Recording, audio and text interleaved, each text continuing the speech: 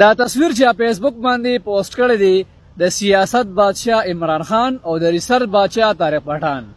آیا تاسو د تصویر سره متفق یې او کو نه؟ آیا واقعي عمران خان د سیاست بادشاه دی او طارق پټان د ریسرچ بادشاه دی او کو نه؟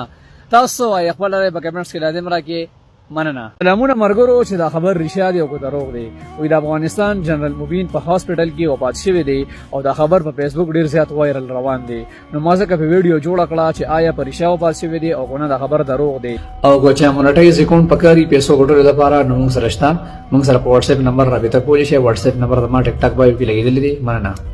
په میډیا یو خبر روان دی چې دا و دروغ یو ګریشا وې دا سم ټول کمنټس کې وایي چې په انګلند کې د جهازونو مقابله وا پاکستان پکې پټا پایو کې راغلي دي او انډیا له بګړو سره ورکړي.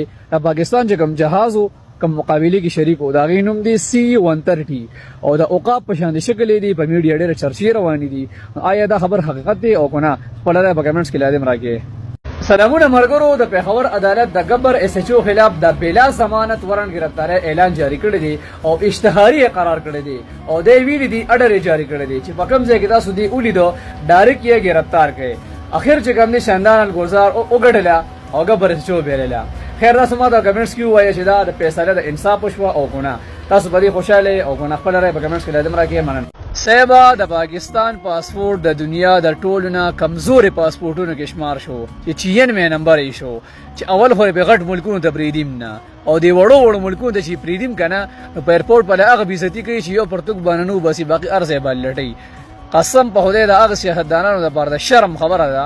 موږ کیړي مکوړي او موږ پسې کې شماريو. دغه سیاحتدانانو د بار د شرم خبره ده. څوک چې وایي چې موږ د عوامو د خدمت لپاره راغلیو دا ساز زموږ خدمت دی چې بهر ملکونو ته پیاوت لینې شو چې کومه د بیتلی شنو ال تسړي بس ماړوي چې نیم تلین خو بوا دا ساز هغه خدمت تر پاکستان خپل ما یا شي کړه پاکستان هم تباہ وبا کو.